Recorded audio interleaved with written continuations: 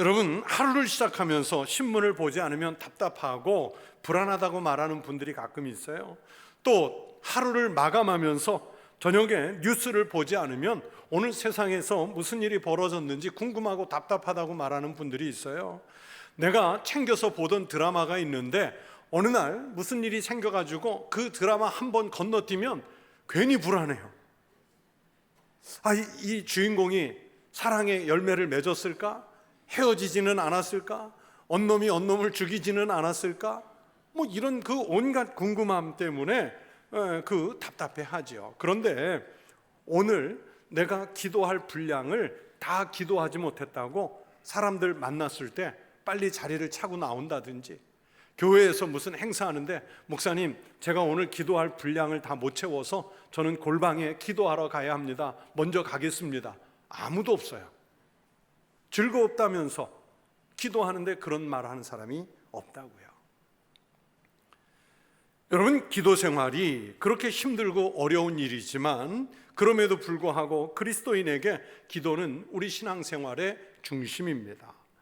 만약에 기도가 쉽고 정말 아무나 할 수 있는 그런 거라면 별로 가치가 없지요. 어렵기 때문에 기도가 가치가 있고, 그래서 그 기도를 통해 응답을 받을 수 있기 때문에 기도가 가치가 있는 거예요.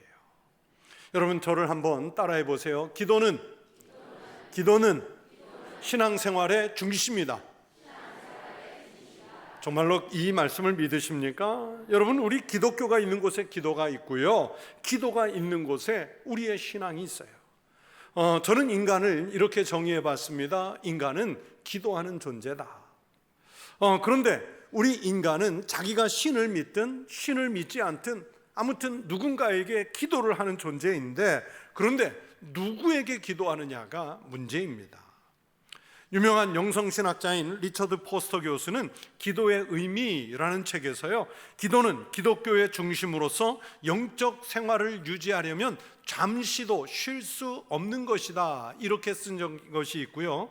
또 다른 페이지에서는 기도하지 않는 것은 기독교 자체를 잃어버리는 것이다, 곧 영원한 존재이신 하나님과의 능력의 교제를 끊는 것이다, 이렇게 쓰셨더라고요. 여러분, 오늘 본문을 보세요. 2절에 보시면 우리 하나님께서 귀를 어떻게 하시고 계신다고 그래요? 그의 귀를 내게 기울이셨으므로. 여러분, 하나님은 언제나 우리에게 그렇게 귀를 기울이고 계시죠. 그런데 귀를 기울이고 계시는 그 하나님을 향해 우리가 아무 말이 없으면 안 되죠. 그래서 시인은 말씀하죠. 그 귀를 기울이고 계시는 하나님이 계시다는 걸 알기 때문에 내가 평생에 기도하리이다. 내가 평생에 기도하리이다. 이걸 알고 있으면 기도하게 됩니다. 그래서 사무엘도 기도하기를 쉬는 죄를 범하지 않게 해달라고 말씀하시지 않습니까? 우리가 그럼에도 불구하고 기도가 어렵다고 하는 것은 기도하는 목적을 잘 모르기 때문이에요. 그냥 내 마음의 소원을 얘기해서 주시라고 하나님 앞에 떼쓰면 기도가 되나? 우리가 그게 기도의 전부가 아닌데, 그 기도하는 목적을 잘 모르기 때문에 기도가 어려워요. 그래서 오늘은 말씀을 기초해서 우리가 왜 기도해야 되는지에 대해서 말씀을 드리려고 합니다.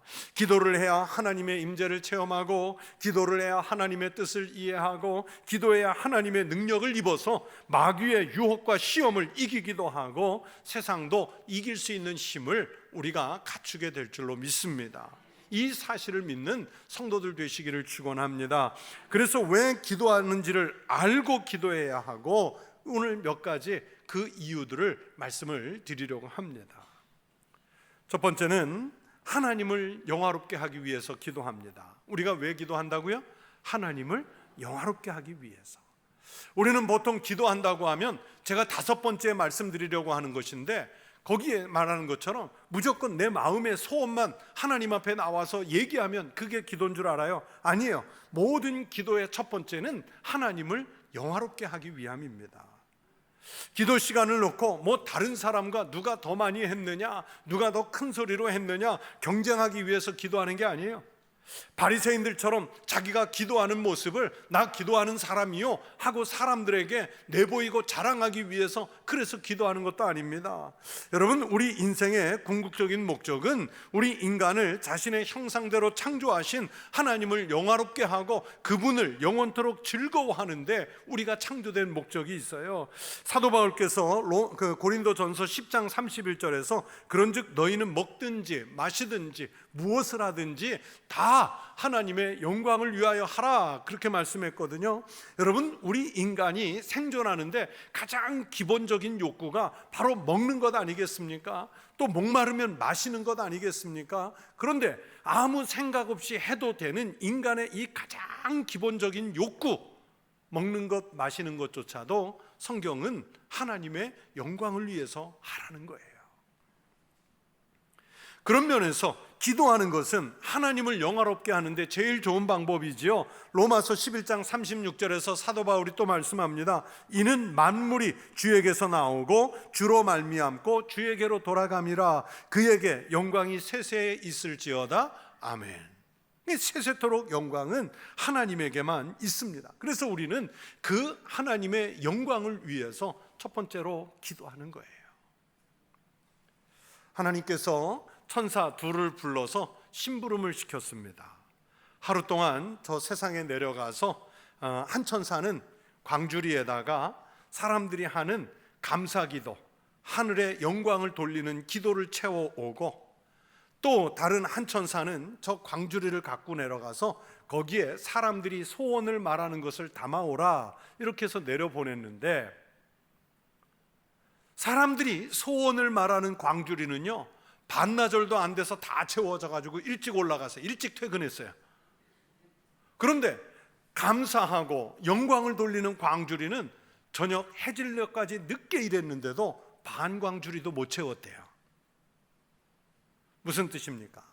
우리가 하나님 앞에 기도한다고 하지만 그만큼 감사가 없다는 얘기죠. 그만큼 하나님께 영광을 돌리는 기도가 없다는 얘기예요. 기도가 마찬가지입니다. 여러분의 기도 내용을 한번 살펴보세요. 잠깐 하는 기도에도 여러분, 우리는 무슨 기도를 합니까? 대부분은 자기의 소원을 말하는 것이 많지요. 여러분, 하나님께 감사하면서 영광을 돌리는 내용이 내 소원, 내 마음의 작은 소원보다 많습니까? 여러분, 하나님을 영화롭게 하는 기도가 많은 성도가 복 있는 줄로 믿습니다. 기도를 통해서 하나님께 영광을 올려드리는 성도가 되시기를 축원합니다. 그렇게 기도는 우리로 하여금 여호와 하나님을 경배하고 찬양하며 우리 죄를 그에게 고백하고 주의 이름으로 우리가 필요한 것들을 구해서 응답을 받음으로 하나님께 영광을 돌려드립니다. 그렇게 하라고 누가 정했는 줄 아세요? 예수님이 정하셨어요. 요한복음 14장 13절에서 예수님께서 말씀하셨습니다. 너희가 내 이름으로 무엇을 구하든지, 기도하면 그런 뜻이겠죠. 내가 행하리니, 예수님께서 일하시고 이는 아버지로 하여금 아들로 말미암아 영광을 받으시게 하려 함이라. 우리가 기도하는 궁극적인 목적이 예수 그리스도를 통해 아버지께 영광을 돌리라고 그러잖아요. 예수님의 말씀처럼 기도하면서 하나님께 영광을 돌려드리는 성도 되시기를 바랍니다. 그게 우리가 기도하는 첫 번째 목적이에요. 하나님의 영광을 위해서 기도할 때 하나님은 우리의 기도를 큰 제물로 받으실 줄로 믿습니다. 또 두 번째는요, 하나님과 대화를 통해서 교제하기 위해서 기도를 합니다. 제가 언젠가 신문 기사를 보고 메모를 해놨는데, 결혼해가지고 40년을 넘게 산 칠순의 부부가 황혼 이혼을 하게 됐습니다. 이 부부가요 40년 넘게 살면서 한 집에서 20년 넘게 서로 말을 하지를 않았대요. 우리 집 얘기네 그러는 분도 있겠죠. 그러면 간단한 대화라도 해야 되는데 어떻게 부부가 소통을 했겠어요? 메모로 메모로. 대화도 메모로, 필요한 것도 메모로, 화가 나면 싸움도 메모로. 부인이, 이 아내가 견디다 못해서 남편에게 이혼을 요구했는데요, 남편이 거부해서 이혼 소송을 진행하게 됐고 1심, 2심도 아내가 이겼고 마지막 최종심 대법원에서 아내의 손을 들어줘서 이혼이 받아들여지고, 그러면서 남편은 아내에게 재산 50%를 분할하라는 그 판결을 내렸더라고요. 여러분, 같은 집에만 살았지만, 부부라는 호적상의 이름은 가졌지만 이분들은 교제가 없었어요. 그러면 그 집에 들어갈 때, 조용한 집에 들어가니까 평화롭다고 말할 수 있을까요? 조용하지만 거기는 끔찍한 지옥일까요? 어딜까요? 거긴 지옥이에요. 대화가 없는 그곳은 지옥이에요. 이거는 남보다 못한 남남이 돼버린 거죠. 말이 없으면 대화가 안 됩니다. 인간은 홀로 살지 않고 다른 사람과 더불어 이야기하면서 살아가는 대화적 존재입니다. 우리 인간은 대화를 하면서 깨닫기도 하고, 대화를 하면서 서로 성장하고, 대화를 하면서 인간적인 유대감을 느껴 공동체를 이루지요. 그래서 우리 인간에게 대화를 빼앗아가는 것처럼 가장 큰 형벌이 없습니다. 여러분, 아주 극도의 흉악범은 항상 독방에 넣어놓잖아요. 대화를 빼앗는 거예요. 관계를 빼앗는 거예요. 또는 감옥에 갇혀 있을 때 그 안에서 또 무슨 범죄를 하면 한 달 또는 두 달 벌칙으로 독방에 넣어놓잖아요. 거기에서 대화를 빼앗고 관계를 뺏어가는 거예요. 저희가 외국에 살 때 아이들이 이제 학교를 다니지 않습니까? 그런데 그때 아직 우리나라에는 그 사랑의 매라고 해서 학교에서 체벌이 있을 때인데, 이 서양의 학교들은요 체벌이 없어요. 그러면 아이들이 막 난리를 치고 말 안 듣고 심하게 야단을 쳐야 될 때는 아이들을 체벌하는 게 아니라 무서운 벌이 있더라고요. 그 싱킹 존이라고 생각하는 구역을 만들어 놓고요, 아이들이 그 잘못한 아이를 그 벌의 형량에 따라서 그 생각하는 구역에 세워놓고 벽을 쳐다보고요 1시간 서 있게 하는 거예요. 죄가 좀 가벼우면, 잘못한 게 좀 가벼우면 30분 서 있는 거예요. 아이들이 학교에 와서 얘기해 주는데 그 벌이 제일 무섭대요. 차라리 한국에서처럼 한 5대 10대 얼른 맞고 끝나면 좋겠는데, 말도 못하고 아이들은 지나가면서 다 쳐다보고 그러면서 거기 서 있는 애들이 그걸 제일 힘들어 한대요. 대화를 끊는 것, 이게 큰 벌이에요. 그만큼 대화가 중요하다는 얘기죠. 우리가 사람들과 대화도 해야겠지만, 여러분, 대화 중에서도 누구와의 대화가 가장 중요합니까? 하나님과의 대화예요. 무슨 방법으로 하나님과 여러분이 대화를 하시겠어요? 기도로 하는 겁니다. 하나님은요 우리에게 초자연적인 방법이 아니라 우리의 마음의 생각과 우리가 구사하는 언어로 하나님과 소통할 수 있게 해주셨습니다. 오늘 본문 1절 2절을 보세요. 여호와께서 내 음성과 내 간구를 들으심으로 내가 그를 사랑하는도다. 그의 귀를 내게 기울이셨으므로 내가 평생에 기도하리이다. 기도를 통해서 대화를 합니다. 기도가 대화인 거예요, 하나님과.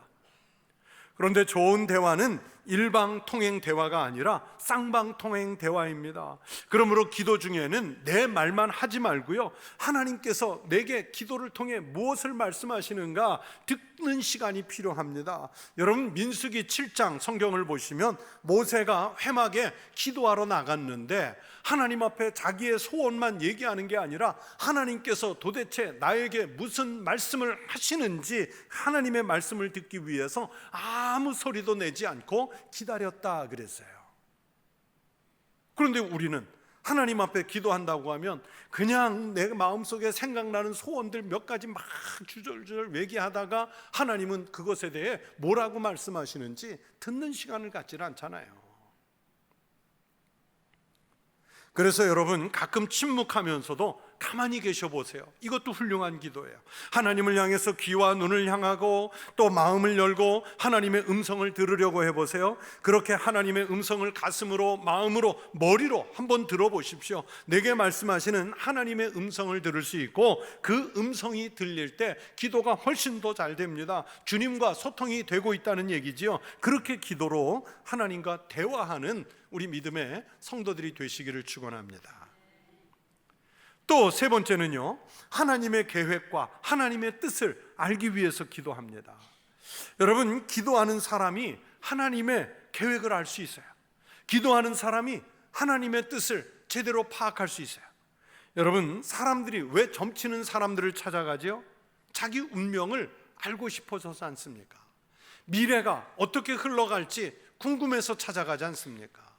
우리 그리스도인들도 우리를 향한 하나님의 계획과 뜻을 알고 싶습니다. 우리의 큰 관심사죠. 그런데 우리가 하나님의 뜻, 하나님의 계획을 무슨 방법으로 알겠습니까? 하나님과 기도하면서 하나님께 물어보는 거죠.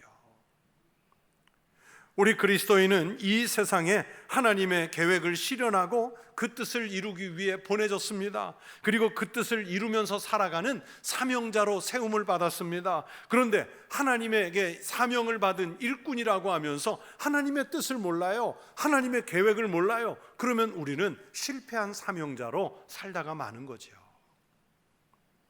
예수님이 종종 말씀하셨습니다. 내가 온 것은 아버지의 뜻을 행하기 위함이라. 내가 온 것은 아버지의 뜻을 행하기 위함이라. 여러분, 예수님은요 겟세마네 동산에서 기도하실 때 자기의 원래 뜻이 뭡니까? 할 수만 있으면 십자가를 지지 않고 죽음을 면해서 조금 다른 사역을 더 연장했으면 하는 게 예수님의 인간적 마음 아니었겠어요? 그런데 예수님은 그 겟세마네 동산에서 기도하실 때 나의 원대로 마시옵고 아버지의 뜻대로 하옵소서, 즉 십자가를 지는 길일지라도 하나님 아버지의 뜻이라면 그 길을 가겠습니다. 그러면서 자기의 땀방울이 핏방울이 되도록 온 힘을 기울여서 하나님의 뜻을 구하는 기도를 하잖아요. 우리가 기도해야 하나님의 뜻을 알 수 있습니다. 기도하지 않고는 하나님의 계획과 뜻을 알 수 없습니다. 그런데 제가 수십 년 목회하면서 볼 때 제일 답답할 때는 너무나 많은 그리스도인들이, 너무나 많은 교회 일꾼들이 자기의 세상적인 경험, 아니면 자기의 지식, 아니면 교회 다닌 연륜 혹은 영향력, 이런 것을 가지고 하나님의 일을 결정하려고 할 때가 많아요. 답답하죠. 때로는 우리의 기도와 연륜을 가지고, 우리의 경험과 연륜, 지식을 가지고 결정해서 가는 길이 처음에는 옳은 것 같아도요, 나중에 하나님이 막으셔서 더 큰 어려움을 겪을 수 있습니다. 다소 더디더라도, 처음에는 좀 미련한 결정 같아 보여도 분명한 것은 기도하면서 내리는 결정이 훨씬 더 영적이고 결국에는 훨씬 더 정확하다는 것을 뒤늦게 알게 됩니다. 우리 교회가 하나님의 뜻과 계획을 이루어가기 위해서 기도하는 성도들이 많아지시기를 축원합니다. 하나님의 뜻을 이루는 교회로 쓰임받기를 축복합니다. 여러분이 바로 그런 위대한 하나님의 계획에 쓰임받는 주의 사람들이 되시기를 축원합니다. 기도하는 이유 네 번째는요, 우리의 영적인 성장과 성숙을 위해서 기도하셔야 돼요. 우리가 기도하는 것은 주님과 교제를 통해서 영적으로 성장하고 성숙하기 위해서 하는 것입니다. 여러분, 생명이 있는 곳에는 성장이 있지요. 단세포인 아메바조차도요, 여러분, 그게 세포 분열을 이루어서 2개가 되고, 단세포였던 게 2개가 되고, 2개가 됐던 게 4개가 되고, 4개가 8개 되면서 세포를 이루어 가잖아요. 여러분, 우리가 태어나서 어느 날 갑자기 이렇게 어른의 모습이 됐습니까? 아니지요. 출생해서 성장해 가면서 우리의 세포가 분열해서 세포수가 많아지고, 그러면서 성장해서 오늘의 모습을 갖춘 것 아니겠습니까? 성장하지 않는 것은 그냥 죽는 거예요. 여러분, 시체는요, 죽었다고 해도 불편한 게 없어요. 여러분, 시체가 누워있으면서 나 불편해 말하는 거 본 적 있어요? 살아있기 때문에 우리가 가렵고, 살아있기 때문에 아프고, 살아있기 때문에 불편하기도 합니다. 그러나 살아있기 때문에 그런 일들을 겪어가면서 성장도 하고 성숙해져 가고 있습니다. 우리가 어떤 분야의 전문가나 학자, 교수님들을 만나서 대화를 하다 보면요, 이런 세계가 있구나, 이런 방법이 있구나, 이런 지혜가 있구나 하면서 배우는 게 많아지고 지적 수준도 올라가면서 지혜가 확대되는 것을 경험할 때가 있어요. 나보다 생각이 많고 지혜로운 사람을 만나 대화를 하면 그렇게 성숙해져 가요. 전능하신 하나님과 기도를 통해서 대화를 나누다 보면 그만큼 그리스도의 장성한 분량에 이르도록 우리가 영적으로 성장하게 되고 성숙해지지요. 하나님의 비밀과 경륜을 알아가면서 점점 더 지혜로워지는 것입니다. 하나님의 임재와 현존을 체험하면서 능력 있는 사람으로 변해가지요. 그래서 기도하는 사람들은 지혜도 얻고 지식도 얻고 능력도 특별해지면서 사람이 원래 특별했던 사람이 아니라 기도하며 성장하고 성숙해졌기 때문에 다른 그리스도인들의 눈에 특별한 사람으로 비춰지는 것이지요. 예수님이 요한복음 15장에 참 포도나무 비유에서 말씀하셨습니다. 그리스도인은 주님과 연합을 이룰 때 풍성한 열매를 맺는다고 말씀하셨어요. 열매를 맺는다는 것은 성숙했다는 뜻이고 또 먹을 수 있도록 성숙했다는 뜻입니다. 바로 기도가 주님과 내가 연합을 이루는 통로라는 것을 예수님께서 말씀하신 것입니다. 그래서 기도가 그리스도인을 성장시킵니다. 기도가 그리스도인을 성숙하게 합니다. 기도하면서도 한다고 말하면서도 교만해진 사람, 기도한다면서도 여전히 싸우는 사람, 기도한다면서 공동체 걸림돌 되는 사람, 기도한다면서 남에게 상처를 주는 사람, 아직도 제대로 기도하지 않은 것입니다. 기도는 그리스도인을 성장시키고 성숙하게 하지요. 그래서 기도로 은혜의 성도들이 꼭 되시기를, 성장하고 성숙한 성도들이 되시기를 축복합니다. 끝으로 다섯 번째는 개인의 소원, 처음에 말씀드렸던 그 개인의 소원을 말씀드리고 그 소원을 해결하기 위해서 우리는 또 기도해요. 여러분, 우리에게는 많은 소원들이 있습니다. 자녀들이 부모에게 요구사항이 많이 있듯이 우리에게도 하나님께 구하고 싶은 것들이 많이 있습니다. 때로는 물질적인 것도 있습니다. 때로는 정서적인 것도 있습니다. 건강을 위해서도 기도합니다. 인간 관계를 위해서도 기도합니다. 영적인 소원도 있습니다. 마음의 기쁨과 평화를 위해서 기도 제목 삼아 기도할 때도 있습니다. 마귀의 유혹을 이기고 승리하기 위해서 기도할 때도 있습니다. 꼭 어떤 기도가 좋은 것, 나쁜 것, 이거 구분이 안 돼요. 무엇을 구하고 어떤 것을 하나님께 드리지 않아도 되는지 우리는 잘 몰라요.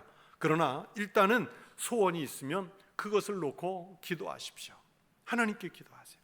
자녀가 부모에게 소원을 얘기하면 들어주고 안 들어주고는 부모가 판단할 문제 아니겠습니까? 우리의 소원이 있으면 먼저 하나님께 아뢰십시오. 하나님께서 분별해서 선한 순서대로 유익한 일로서 응답해 주실 것이라고 성경은 말씀합니다. 이 기도는 안 들어주실 거야, 이렇게 지레 짐작으로 하나님께 아뢰지 않으면 응답이라는 것 자체를 받을 수 없습니다. 여러분의 소원은 무엇입니까? 기도하십시오. 그 제목을 놓고 기도하십시오. 그리고 하나님께서 들으시고 그 응답해 주실 줄로 믿습니다. 사무엘의 어머니 한나를 보십시오. 한나는 결혼하고 수년이 지나도 아기가 없어서 하나님께 그 소원을 놓고 울며 기도했습니다. 한나가 마음이 괴로워서 여호와께 기도하고 통곡하며, 여러분, 여호와 앞에서 오랫동안 기도했습니다. 얼마나 통곡하며 얼마나 애절하게 기도했든지 나중에는 말이 안 나와서 속으로 말하며 입술만 움직였다 그랬어요. 엘리 제사장이 한나를 지켜보니까 마치 말로 안 들리니까 한나가 술에 취해서 중얼거리는 줄로 알고 야단을 치지요. 이렇게 충고합니다. 엘리가 그에게 이르되 네가 언제까지 취하여 있겠느냐? 포도주를 끊으라 하니. 지금 저 여인이 가슴을 쥐어 뜯어가며 통곡하며 기도하는 소리를 모르고 술 취해서 입으로 중언부언하는 줄 알고 포도주를 끊으라, 술을 끊으라, 그렇게 야단치잖아요. 그럴 정도로 기도했던 거예요. 그러나 그 간절한 소원을 담은 통곡의 기도를 하나님께서 들으셔서 한나에게 사무엘이라는 아주 멋진 아들을 주시잖아요. 결국에는 한나가 사무엘을 기도 응답으로 받아서 하나님께 바치잖아요. 그 아들을 보세요. 결국은 하나님께 영광을 돌리잖아요. 시편 34편 4절에서 말씀합니다. 내가 여호와께 간구하매 내게 응답하시고 내 모든 두려움에서 나를 건지셨도다. 여호와께 간구했더니 응답하셨다고 말씀합니다. 우리의 억울한 원한도 들어주시고 내가 여호와 앞에 정말 아뢰어야 할 소원들도 내려놓으면 들어주시고 그것을 풀어주시는 분이 우리 하나님이신 줄로 믿습니다. 예수님 말씀하십니다. 우리가 주님 안에 있고 주님이 우리 안에 있으면 무엇을 구하든지 구하는 대로 다 얻으리라 말씀하셨어요. 여러분의 마음의 소원을 해결하기 위해서도 기도하십시오. 응답해 주실 줄로 믿습니다. 그래서 작은 응답이라도 있으면 그것 가지고 첫 번째 기도 이유대로 하나님께 영광을 돌리십시오. 오늘 시인의 고백처럼 내가 사는 동안 평생에 기도하십시오. 하나님께서 우리 기도에 귀를 기울이고 계시면서 가장 적절할 때 가장 유익한 방법으로 응답해 주실 줄로 믿습니다. 기도하시면서 응답받는 믿음의 삶을 살아가시기를 주의 이름으로 축원합니다.